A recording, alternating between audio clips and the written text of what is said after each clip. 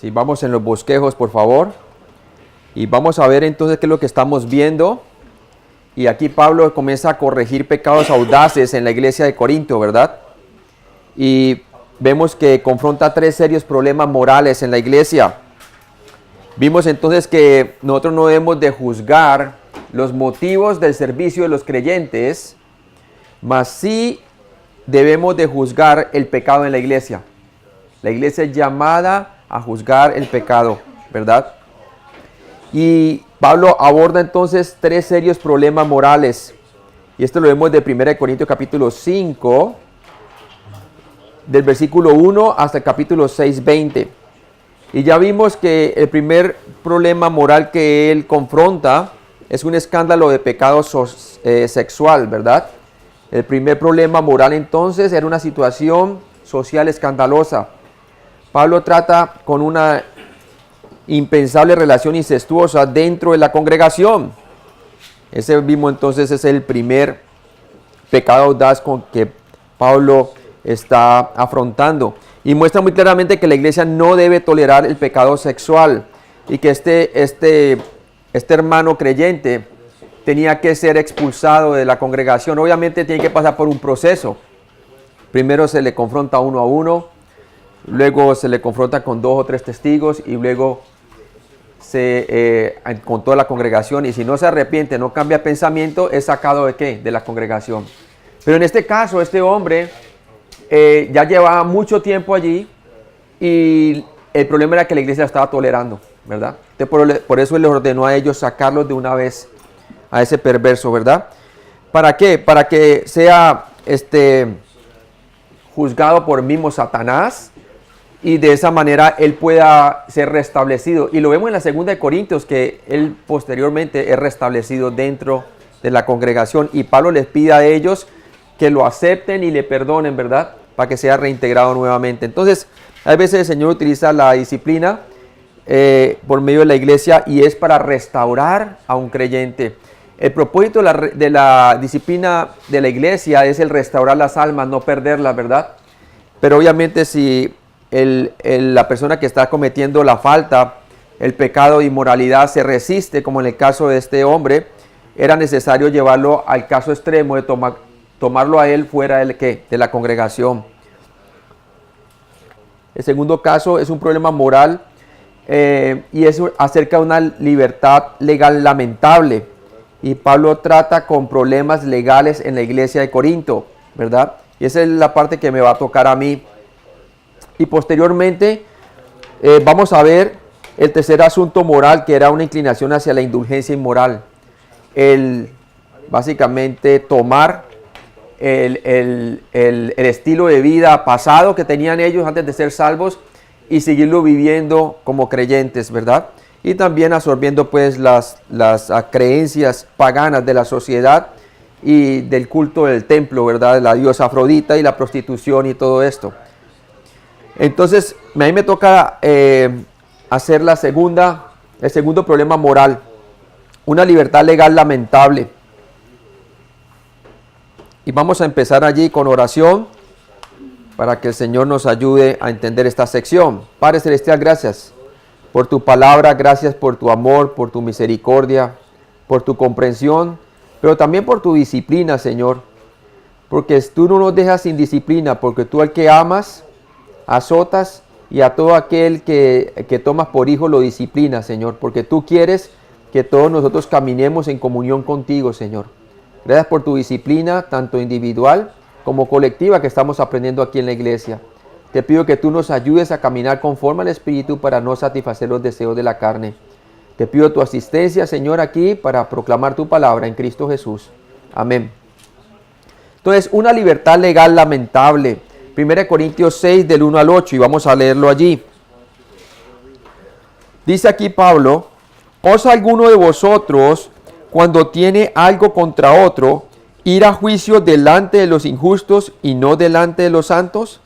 ¿O no sabéis que los santos han de juzgar al mundo? Y si el mundo ha de ser juzgado por vosotros, sois indignos de juzgar cosas muy pequeñas. ¿O no sabéis que hemos de juzgar a los ángeles? ¿Cuánto más las cosas de esta vida?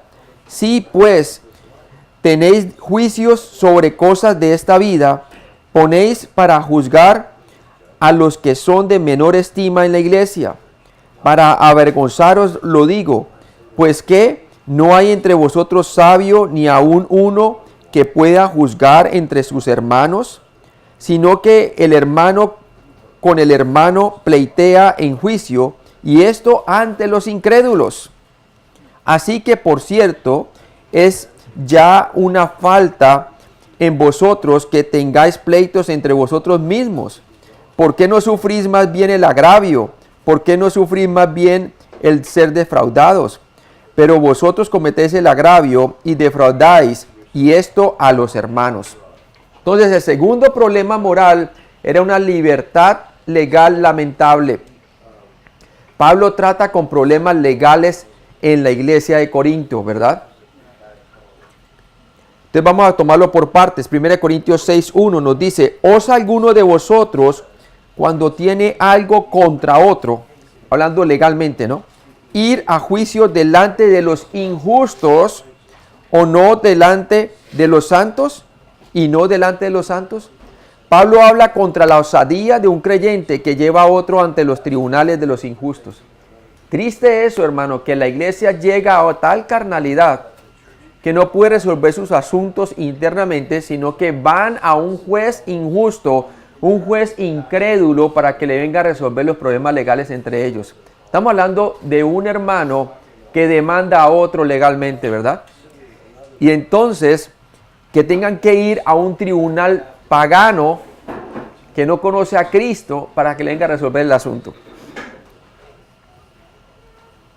1 Corintios 6:1a nos dice: ¿osa alguno de vosotros cuando tiene algo contra otro? ¿Cómo te atreves? ¿Verdad? En el griego, el capítulo 6, versículo 1, comienza con la palabra osar, griego tolmao, actuar con atrevimiento contra alguien, enfatizando esa palabra, ¿verdad? O sea, básicamente se estaban tirando el uno al otro, ¿verdad?, entre hermanos. Aunque no era poco común en las ciudades griegas que hasta un hijo llevara a su padre a los tribunales, pensar que cristianos corintios estuvieran llevando mutuamente a la corte era increíble, ¿cierto? Era increíble. Hasta allí había llegado la carnalidad, que no había ningún hermano maduro que pudiera tomar el asunto, a ayudar a arbitrar, a juzgar, ¿cierto?, entre los dos hermanos. No había. Interesante ver que la iglesia en Corinto es una iglesia sin pastores y una iglesia sin diáconos. Usted lo ve, nunca menciona pastores ni diáconos, ¿verdad? Según la evidencia histórica, habían dos razones comunes en Corinto por las cuales la gente se llevaba mutuamente ante la corte. Primera razón por la cual la gente se llevaba a las cortes para demandar eran razones matrimoniales. El apóstol Pablo expresó esta enseñanza en el contexto del trato con la inmoralidad, capítulo 5 del 1 al 13 y capítulo 6 del 9 al 20. De modo que es muy posible que tenía que ver con asuntos legales referentes a la infidelidad matrimonial. ¿Qué tan común es hoy en día eso, verdad? Increíble. Razones de ganancia era la otra razón por la cual se demandaban los unos a los otros. Razones de ganancia monetaria. Esto era personas que llevaban a otras a la corte como medio para obtener ganancias monetarias. Los versículos 7 al 8 podrían indicar que el problema en la iglesia de Corinto también se basaba en ganancias monetarias. Y esto lo podemos comparar con 1 Corintios 6 del 7 al 8, con la palabra defraudar, con Marcos 10, 19, Levítico 6 del 1 al 6 y Malaquías 3, 5, ¿verdad? Veamos esta comparación. 1 Corintios 6 del 7 al 8 nos dice así: así que por cierto es ya una falta que vosotros que tengáis pleitos entre vosotros mismos. ¿Por qué no sufrís más bien el agravio? ¿Por qué no sufrís más bien el ser defraudados? ¿Cierto? Y luego dice el versículo 8, pero vosotros cometéis el agravio y defraudáis. Y esto a los hermanos. ¿Por qué? Porque no resolvían sus asuntos entre ellos mismos. Y leamos Marcos 10, 19. Marcos 10, 19.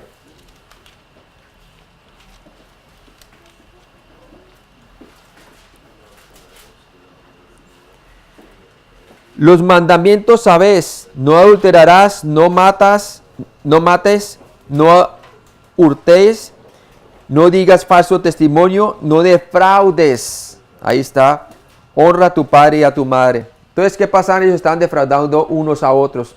Y también lo puede ver usted en Levítico 6, del 1 al 6, de acuerdo a la ley mosaica, y Malaquías 5:3. Qué triste que hoy en día continúa la misma situación lamentable, aún en las iglesias locales. Muchas veces cuando se demandan por las razones matrimoniales, en lugar de los creyentes resolver el asunto y perdonarse, y ir entonces al texto bíblico para mirar qué es lo que dice el Señor conforme a cómo restaurar las cosas, ¿verdad? ¿Cuál es las labores del esposo, la labor de la esposa dentro del matrimonio, ¿verdad? Y que cada uno se someta bajo la autoridad de Cristo por la fe, ¿cierto? Para solucionar los problemas. No, lo primero que quieren ir a ¿qué? Ir al juez legal a que les oficie un divorcio, ¿verdad? Y con ese abogado y todo eso, hermano, es triste ver dentro de las iglesias locales que el índice de divorcio es casi tan alto como las personas incrédulas afuera, ¿verdad? Otra razón también es razón monetaria, demandas monetarias. Y hasta pastores que son llevados a juicio, ¿verdad? Y hermanos también llevados a juicios, ¿verdad? Triste eso, es carnalidad. 1 Corintios 6, 1b, veamos. Dice allí: ¿osa alguno de vosotros cuando tiene algo contra otro ir a juicio delante de los injustos y no delante de los santos? ¿Se atreverían ellos a llevar estos asuntos ante los injustos en lugar de los santos? ¿Sí? Ahora pregunta, hermanos, ¿era permisible, era pecaminoso para ellos hacer eso? Bueno, en un sentido sí era, porque está dando mal testimonio, ¿verdad? ¿Pero les era lícito legalmente hacer aquello? Sí, era lícito. Mas, sin embargo, era de mal testimonio para la iglesia y para el cuerpo de Cristo, ¿cierto? 1 Corintios 6, del 2 al 3, ¿qué nos dice la palabra de Dios? ¿O no sabéis que los santos han de juzgar al mundo? Y si el mundo ha de ser juzgado por vosotros, ¿sois indignos de juzgar cosas muy pequeñas o cosas triviales como esto? ¿Sí? Y dice ahí el versículo 3, ¿o no sabéis que hemos de juzgar a los ángeles? ¿Cuánto más las cosas de esta vida? ¿No sabían ellos? 1 Corintios 6, 2a, ¿no sabían ellos que los santos juzgarán al mundo? Y sí, la palabra de Dios dice que nosotros vamos a venir con Cristo y Él va a dar a nosotros autoridad para juzgar entre las naciones, ¿verdad? Le prometió a los discípulos que iban a sentar sobre sus tronos y iban a gobernar sobre las naciones. 1 Corintios 6, 2b nos dice, ¿no sabían que si los santos habrán de juzgar al mundo, ellos deberían ser capaces de convocar una reunión y juzgar asuntos entre creyentes? Quiere decir arbitrar entre ellos, ¿cierto? Hacer lo que es justo, resolver las situaciones entre ellos mismos. Era para que lo supieran, pero eso es lo que lo lleva la carnalidad a las personas. Es pensar en ellos mismos, no pensar ni siquiera en el testimonio de Cristo. No les importa tampoco pensar en el testimonio de la iglesia. Todo se centra en lo que a mí me conviene, en lugar de buscar el bien del otro, ¿verdad? 1 Corintios 6, 3a, ¿qué nos dice allí? ¿O no sabéis que hemos de juzgar a los ángeles? ¿Cuánto más las cosas de esta vida? ¿No sabían que los santos habían de juzgar a los ángeles en la eternidad venidera? Puesto que la Biblia no da mayores detalles sobre el juzgar ángeles y puesto que ninguno de nosotros ha hecho alguna vez algo así, somos un tanto ignorantes en cuanto a este tópico. Veamos por lo menos que Dios es el que tiene la autoridad de juzgar los ángeles. Y vamos a verlo en 2 de Pedro 2:4 y Judas 6. antes de hablar un poco acerca de este asunto, de cómo nosotros vamos a juzgar a los ángeles. Veamos 2 de Pedro 2:4.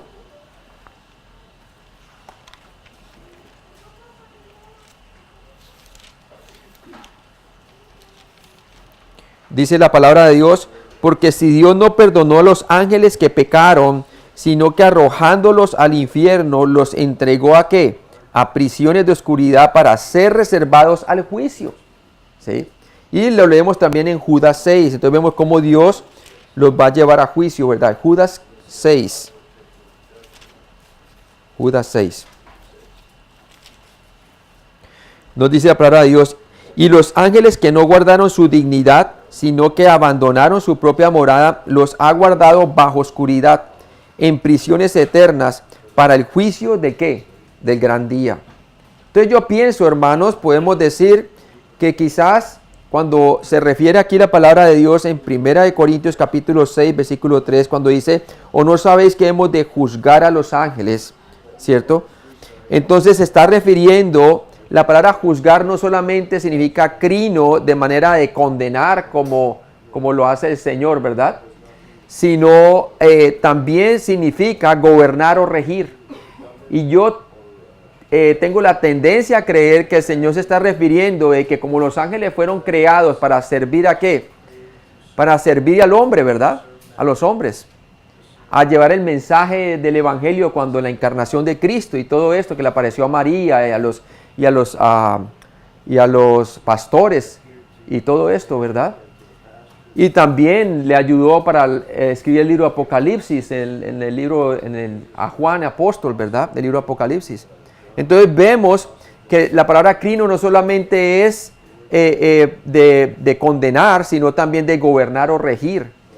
Y el Señor nos promete a nosotros que nosotros vamos a regir las naciones. Y por lo tanto, esto implica que nosotros tendremos autoridad sobre los santos ángeles, debido a que ellos no tienen pecado por el cual ser juzgados en un sentido de ser condenados, ¿verdad? O sea que nosotros vamos a gobernar o regir sobre ellos en el estado eterno, durante el milenio y durante el cielo nuevo y la tierra nueva. Entonces, eso es lo que se está refiriendo, pienso yo, acerca de que no sabéis que vosotros vais a juzgar los ángeles, quiere decir, los vamos a gobernar y a regir. ¿Cómo no vamos entonces nosotros a qué? A resolver estos asuntos legales entre nosotros aquí en la tierra, ¿verdad? Aquí y ahora. 1 Corintios 6, 3b nos dice allí, obviamente, el apóstol los exhorta, le dice, ¿cuánto más las cosas de esta vida? Si vamos a tener el privilegio de gobernar y regir sobre los ángeles en el futuro, en el estado futuro, eterno, glorioso, ¿cómo no vamos a resolver los asuntos entre nosotros aquí en la tierra, verdad? 1 Corintios 6, 3b nos dice eso. ¿No deberían los santos ser capaces de juzgar asuntos concernientes a esta vida? Cosas con las cuales estamos familiarizados, ¿sí?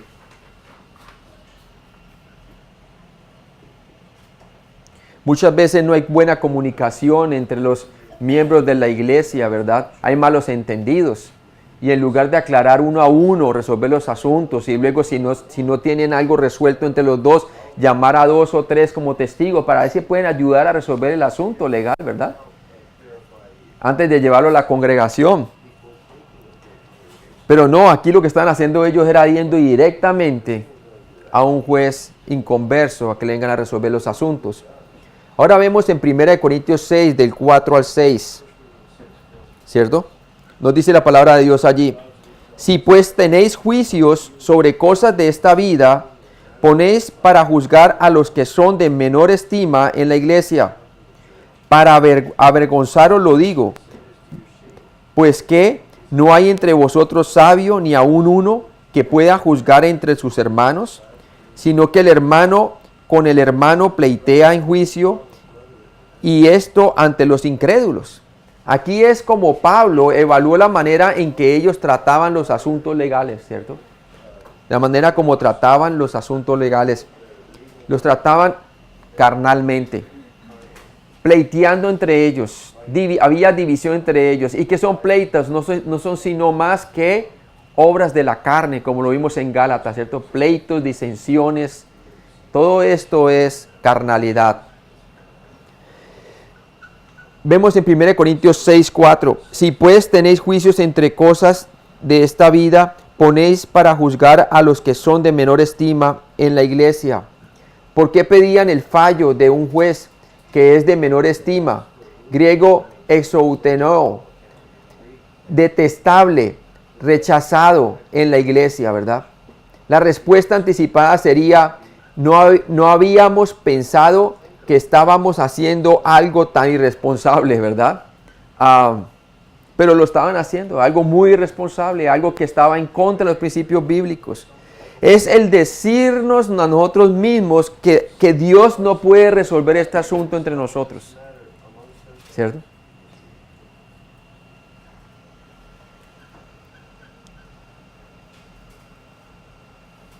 Primera de Corintios 6, del 5 al 6. Pablo menciona estas cosas para vergüenza de los corintios. O sea, él le está sacando a relucir su carnalidad. Le está mostrando ahora claramente que ellos estaban abusando de esta libertad, yendo y utilizando el sistema judicial pagano para solucionar pleitos entre ellos. Y los desavenencias que hay entre ellos no se perdonaban, obviamente no se perdonaban.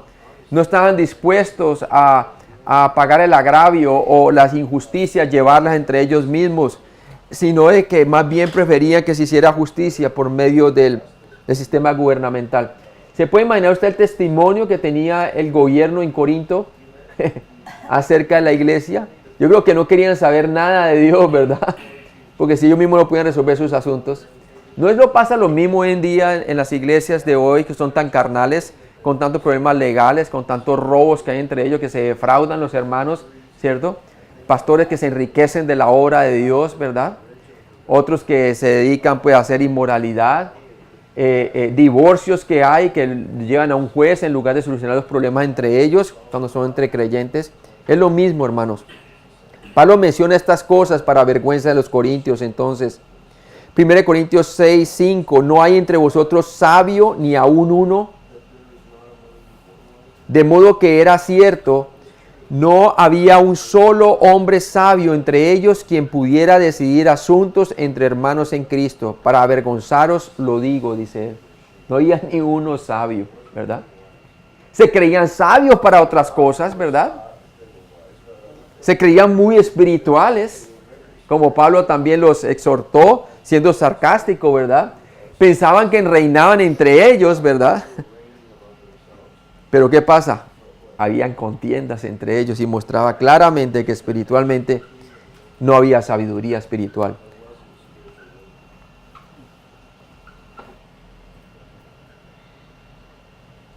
Primera de Corintios 6, 6. Sino que el hermano con el hermano pleitea en juicio, y esto ante los incrédulos. Así que era cristiano contra cristiano yendo a la corte ante incrédulos. Qué triste testimonio de su estado espiritual, ¿cierto? Muy triste, man. Esto sí es tremendamente lamentable, de mal testimonio para el mundo inconverso. Y también para los hermanos débiles que estaban recién convertidos, el ver que los supuestos, entre comillas, maduros, no podían resolver sus asuntos, ¿verdad? Hermanos, yo he visto que hay personas que son recién creyentes y uno les aconseja que vayan a cierta iglesia, ¿verdad? Y de repente, después de un tiempo, llegan todos desanimados y yo le hablo a ellos como capellán que soy, ¿no? ¿Y cómo le ha ido en la iglesia? Y dice, no, pues yo cuando llegué allá había unos líderes que estaban peleando y eso es un desastre. Y pastor, ¿no conoce usted otra iglesia donde yo pueda ir? Porque esto ahí como que no podían resolver sus asuntos. Triste, así es el tropiezo en las iglesias de hoy. Muchas personas dicen, no, yo no quiero volver a la iglesia porque eso es lo peor que en el mundo, ¿no? Triste, ¿no? Pablo habla cándidamente acerca de su condición. Y lo tenemos en del 7 al 8, ¿no? Versículos 7 al 8. 1 Corintios 6, 7a. ¿Qué nos dice la palabra de Dios? Dice así Pablo. Así que, por cierto, es ya una falta en vosotros que tengáis pleitos entre vosotros mismos.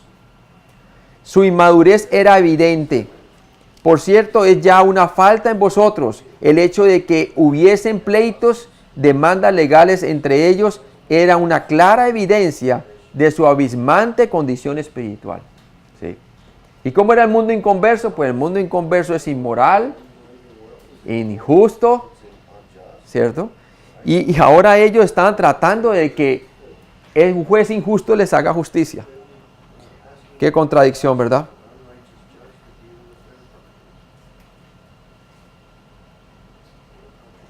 Primera de Corintios 6, 7b.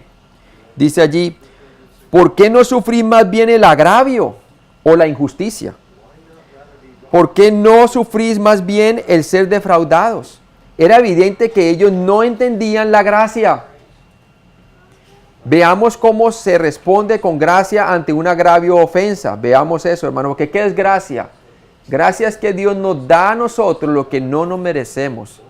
Merecíamos el juicio de Dios, pero en lugar de eso, Él nos dio la vida eterna como un regalo, ¿verdad?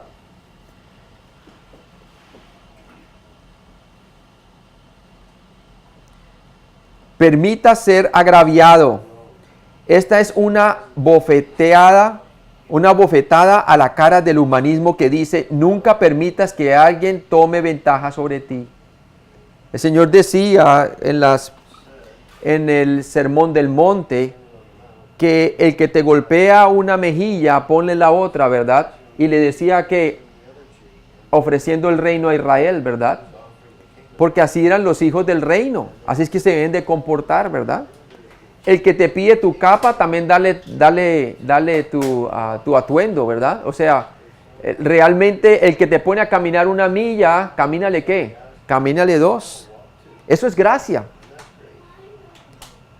Debemos de permitir a veces ser agraviado. Hay veces hay un hermano que es menos maduro y te está pleiteando contigo, ¿verdad? Y hay veces es bueno por testimonio de uno que es más maduro hacia el menos maduro, de no altercar por esas situaciones y dejar que se haga la injusticia y uno llevar la consecuencia al respecto por el testimonio de Cristo, ¿cierto? He visto muchas iglesias en donde hay hermanos que le prestan dinero a otro, ¿verdad? No, hermano, yo le digo a usted, no le preste dinero a la gente, regásele. Si le quiere dar, regálele. Y no espere que se lo devuelva, ¿verdad? Porque yo he visto más de una iglesia en donde hay problemas así, hermano. Y que mire que cuánto me debe el hermano y no me ha pagado, ¿cierto? Y va y lo encuella allá y allá, ¿no? Y si no me paga, entonces te voy al juez. No, hermano, eso no debe ser, ¿cierto? Permita ser agraviado, eso es gracia. Mejor regálele. Permita ser engañado o defraudado. Esto significa que no tienes que salirte con la tuya o desquitarte, ni vengarte, aunque tengas derecho a hacerlo, ¿verdad? Sí. Porque la gracia no es reclamar mis derechos, hermano, porque derechos no teníamos ninguno, hermano. Acuérdense que estábamos destituidos de la gloria de Dios, dignos del infierno, ¿cierto? Por causa de nuestro pecado. Pero aún siendo pecadores, Cristo murió por nosotros, dispuesto a pagar por medio de su sacrificio el pecado nuestro, ¿sí? Para que nosotros podamos recibir por medio de Él el perdón de pecados y por medio de su resurrección la vida eterna.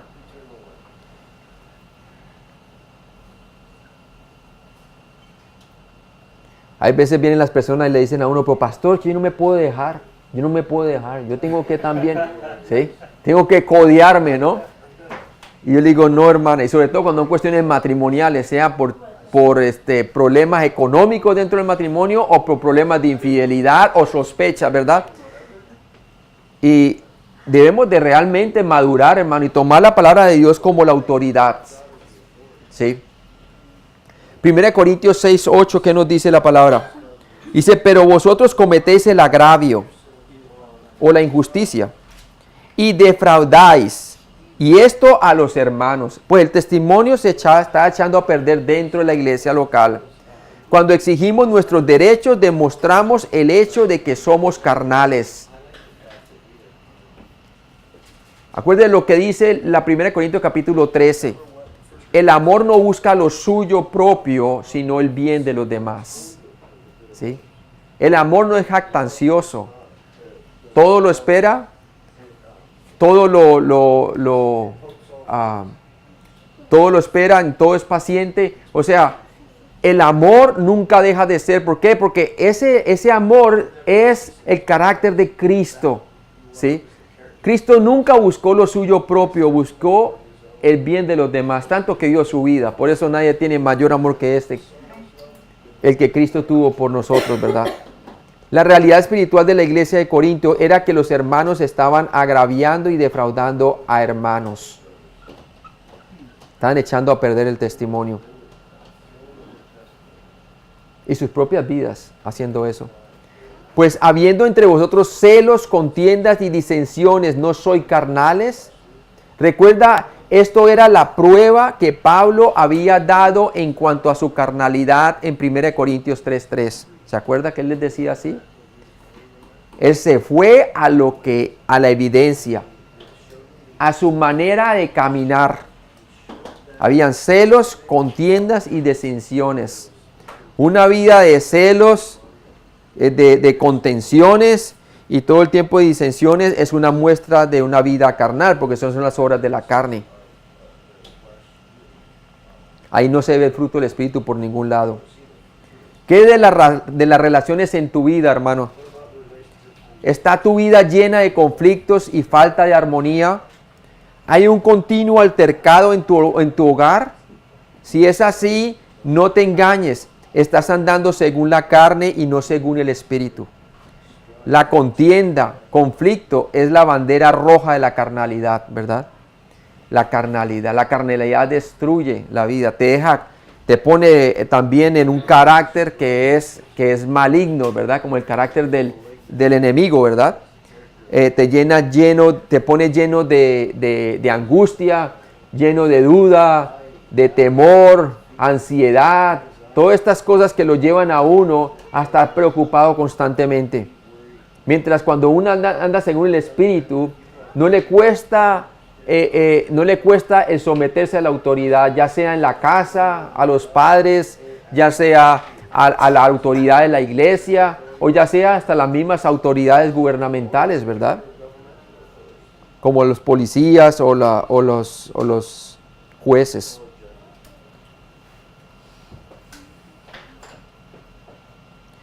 ¿Qué hacemos con esta enseñanza? Dios nos llama a solucionar las diferencias entre creyentes en el contexto de la iglesia local. Los apóstoles nos dejaron escritas aquí las maneras como la iglesia puede resolver sus asuntos legales, cómo puede resolver sus asuntos internos, cómo podemos resolver conflictos. Y Cristo nos dio su ejemplo. Recuerda que si tenemos conflictos, esto es porque aún somos niños bebiendo leche, andando según la carne y no según el Espíritu. Vamos a leerlo nuevamente allí en 1 Corintios 3, del 2 al 3.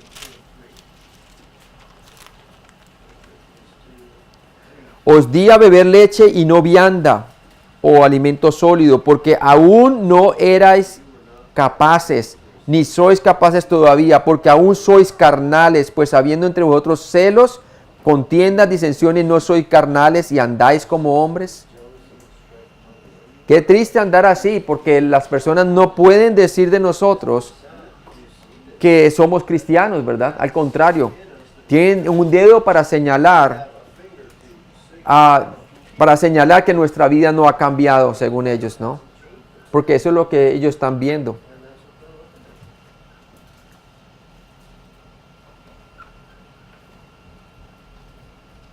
Seamos conscientes de nunca ir ante el sistema legal injusto con los conflictos cristianos, ¿sí? Ya sean conflictos a nivel monetario o conflictos a nivel matrimonial, ¿sí? Hay personas que lo primero que buscan es el auxilio al sistema gubernamental, siendo creyentes, hermanos, y eso es lamentable. Es más, ya el pastor se da cuenta cuando la demanda se ha puesto en juego, ¿no? O cuando ya se ha buscado abogado, ya se ha pagado también el abogado, y el pastor, ¿cómo? ¿Qué es lo que ha pasado aquí, verdad? Y es triste. Y la verdad es que la persona, por querer buscar lo suyo propio y su propio beneficio, Lo que no se da cuenta es que si no busca primero el consejo dentro de la iglesia local, dentro del amparo divino de Dios, lo que está haciendo es que está clavando el cuchillo él mismo. Él mismo se está enterrando, porque se deja llevar por la ira, por la contención, y piensa que buscando lo suyo propio se va a vengar y se va a sacar el clavo, como dicen, ¿verdad? Pero no, hermano, ustedes mismos han visto que hay divorcio entre creyentes y ningún divorcio sale bien, hermano. Hay muchos cristianos que se fue a la ligera a hacer su divorcio y todo eso, y ahorita está lamentándose, ¿verdad? ¿Por qué? Por no ir primero a la consejería bíblica. O también cuando hay problemas de dinero, la misma cosa sucede, ¿no? Seamos conscientes de nunca ir ante el sistema legal injusto con los conflictos cristianos. Hermano, ¿quién fue el que fundó el sistema gubernamental? ¿No fue Dios mismo? ¿Cierto? Después del diluvio instituyó el gobierno civil por medio de la pena de muerte con Noé, ¿verdad? Que si alguno derramare sangre, a ese se le ¿qué? Se le demandaría su sangre, ¿verdad? ¿Por qué? Porque el hombre fue creado a su imagen y semejanza. Y desde allí Dios instituyó las reglas y el gobierno civil. ¿Por qué no vamos más bien a aquel que tiene más sabiduría que el mismo gobierno civil? Al fin y al cabo el gobierno civil también ha torcido la ley, ¿verdad? Y no se va con la ley divina. ¿Por qué no vamos al que creó todas las cosas, que es Dios mismo, ¿verdad? De ahí es donde proviene la sabiduría, la verdadera sabiduría de Dios. Acuérdense lo que dice la palabra de Dios. Hay camino que para el hombre parece recto, pero cuyo fin es camino de muerte o separación. Tengamos presente que podemos resolver los conflictos porque algún día juzgaremos a los ángeles. Vamos a gobernar y a reinar sobre ellos. Démonos cuenta que debemos sufrir ser agraviados y defraudados en lugar de exigir nuestros derechos. Dejémosle que Dios sea el que haga justicia por nosotros. ¿Sí? Dios se encarga de hacer justicia, hermano. Muy bien, esa es mi parte. Vamos a orar entonces. Padre Celestial, gracias por este día. Gracias por enseñarnos por medio del ejemplo de la iglesia en Corinto qué es lo que no debemos de hacer, Señor. Padre, si alguno tiene algún problema legal, tiene algún problema matrimonial, Señor, que busque primero el auxilio en los hermanos maduros de la iglesia para que con confidencialidad puedan resolver el asunto, Señor. Y de esa manera tu nombre sea glorificado entre los santos de la iglesia.